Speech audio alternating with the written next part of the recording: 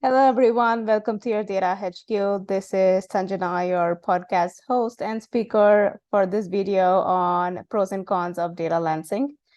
Data lancing is basically freelancing in the data and ML space, and I'll get into what the scope of work may be. But this video, whatever pros and cons I'm telling, is from my experience freelancing for a bit before joining back full time with one of my freelance employers. So let's get into it. So what exactly is the scope of work involved as a data lancer or freelancing in data space?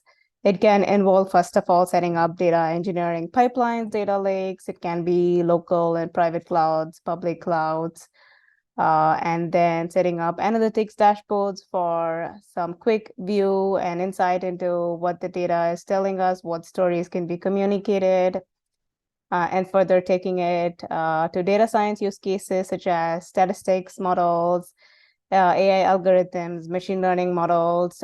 And a lot of times freelancers stop with this, but I've also seen cases where you're the one expected to take that data science model to production or ML model to production, and then engineering, optimizing it, and then setting up the operations around it in either public clouds, private clouds, or even edge use cases. And very recently, there's also been a demand for people who can work on large language models and generative AI use cases. And then there's a separate set of operations that goes with these kind of models. Now, who exactly should data lance? Data professionals, which means they can be involved in data engineering, they can be involved in business analytics, they can be hardcore ML engineers, and you can do this full-time or part-time if your work agreement allows. And I would recommend that you do this after getting a few years of experience, because to even get started in data lancing, you do require a good network to start with. You need to know your way around how to set up these pipelines, whether it's data pipelines or ML pipelines, and that usually comes with some years of experience. And moreover, since you're going as a single person asking for these projects, you need to have a reputation that already follows some proof of work. And I'll talk about how you can basically showcase all of this reputation and proof of work. But it's usually recommended that you do it after, let's say, some 3 to 4 years of experience, so that you know how to do all of this by yourself. Your experience speaks for itself, and also you're able to handle the work when you do get it. So how to get started data lancing, right? First of all, you need to have an online profile. It could be LinkedIn. You can have your own portfolio. You can write blogs, Substack. You have to have access to a professional community. It can be from your past work. It can be from your university, or it can be from people you met at a conference, another local group for data experts, whatever. Just be part of a professional network and be an active member there, because this is kind of where you start meeting people wanting to use your expertise. And demonstrate your expertise. First of all, talk about what you worked on, give some basic advice. See, first of all, like approach them as you would help a friend.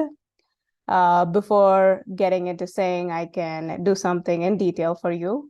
So be an active member, talk about your work, engage in conversations that demonstrate your expertise. And then you can go ahead and take this to the next step by solidifying this relationship with a contract. You can either do that over Slack or Discord communities, which I found very useful. Sometimes you can get these leads from LinkedIn. And there's something called Upwork, where it's just a site for freelancers. And I've also used Upwork to hire freelancers myself when I was in IBM research. So from both the perspective of freelancers as well as employers, Upwork is a very reliable site, I would say. So this is how you get started. Very importantly, you have to be okay talking about yourself and talking about your work and how you can be of value to their problem. So what are the pros of data lancing? First of all, let's get to the positive side of things now that you're interested to know about it. It brings out the entrepreneur in you.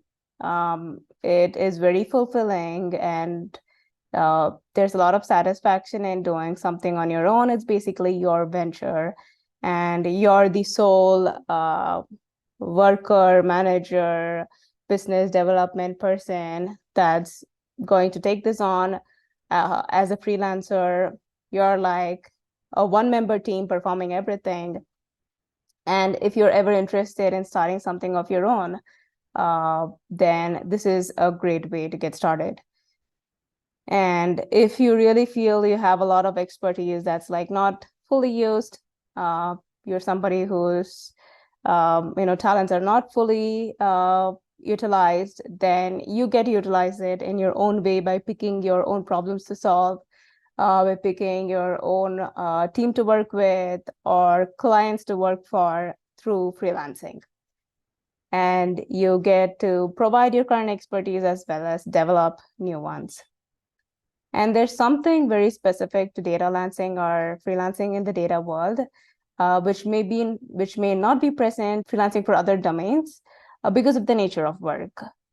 So let's say if it's something like freelancing for UX design or freelancing for editing, you can make use of some templates again and again, but that's not the case for data and ML world because every problem is different. Like the set of techniques you would use for healthcare would be different from CRM or customer relationship management.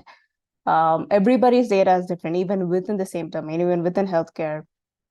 The data varies from one customer to another. The kind of techniques you would use differs. The kind of tech stack differs greatly from one client to another. The metrics differ. The ways of validation differ. Again, when you're taking it to production, their requirements differ. So you're going to get exposed to and learn new technologies in a very short amount of time than you would get by a regular employer-employee setup. And most of these freelancing gigs are remote work. And depending on how well you manage your time, you could have potentially better work-life balance. And when it comes to remote work, it was specifically very useful for me because I'm somebody who requires that dedicated space to think and focus without any distractions. And even before remote work was a thing, when I was in IBM research, working on a Watson Health product, I requested 1 day of work from home, even before it was like a mainstream thing, because I needed that focus. I am able to focus only in a setup where, I'm at my utmost comfort and there's no distractions, just go all in and focus. And for somebody like me, it was a very natural setup, a very natural environment, but it may not be the case for everyone. And I'll cover this again in cons as well. But for the people that take it as a pro, this is like a big pro that you can get out of data lancing. And since the very framework of data lancing involves networking, you can obviously expand your professional network, your reputation. And since you're exposed to this new network, this new set of job roles and skills, you end up expanding your future job scope and future opportunities as well. So these are all the pros. Now, how do you go about setting up contracts, right? So a lot of the employers would provide their own contracts. there are sites like Remote, Deal, and such that they can provide contracts through.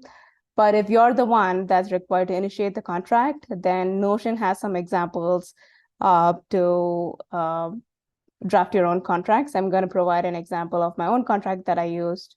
And I've obviously, removed any PII. So I set up this freelancing project as a two-part. One part was just the data engineering proof, identifying if there are features we can use, and only then would I proceed to part two, where I would get started on the ML modeling. So I clearly mentioned the scope of work. It just involved researching on the data sources and setting up the engineering efforts. And below this, I've also specified the milestones, timelines, and payments broken down by weekly deliverables, which I'm not shown here because it had some PII, but that's a good way to like break down your milestones and timelines and make sure you get paid on time for every small progress you make or every MVP you deliver, because this is also a bit of a problem in freelancing where people tend to not pay. So by breaking it down and delivering in stages, you ensure that you get payment. At the same time, the other side gets to see proof of work very frequently. And in terms and conditions, I've specified a lot of things about use of this IP, and then I've set up buffer time. For the data engineering side, it was more deterministic work. So the buffer time I've set over here is less than what I've set for the data science or modeling part of things, which is more non-deterministic, not so sure of the outcomes. So likewise, I've done the same for part two, and the scope of work here is different. Again, I've given a broken down timeline for deliverables as well as payment. And again, the terms and conditions over here. So now let's come to the cons of Datalancing. Just like any other line of work or mode of work, there are some downsides to freelancing as well, which you learn to manage over time. But number one is you have to be ready to be actively looking for projects, because a lot of freelancing projects are short-lived. And also you're allowed to take more than one at a time. So you have to dedicate that time for networking, demonstrating your expertise, writing up blogs, putting out videos. You have to set aside time for that. And you have to be ready to work alone most of the times. Very few freelancing projects involves a team of other data professionals. You may be working with, let's say, CEOs or business development professionals or even engineers on the other side. But in most cases, you would be brought in as a freelancer when that particular client or that particular organization does not have a dedicated data engineering and data science team already, which means you'll be the first person and you would not necessarily have people to rely on for help if you were to ever get stuck somewhere. So within that organization, you'll have to be ready to work alone, be the only expert.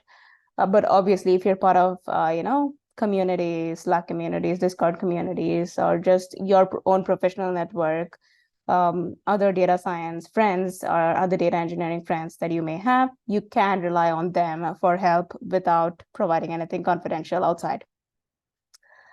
And to be honest, I use this YDHQ channel as well to network with data science professionals and, just data professionals, and make sure, I stay up to date with all the progress, make sure, I'm not making myself devoid of any progress that I would have had in a full-time role where, training and reading is a regular part of it. You can actually do that all by yourself.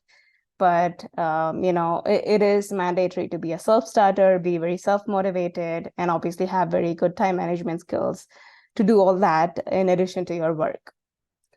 And one other con, again, this could be a con or a pro, but you need lots of patience and you need a lot of people skills and negotiation skills. You're constantly having to prove yourself and make people trust you as the expert and as a good person to work with in general.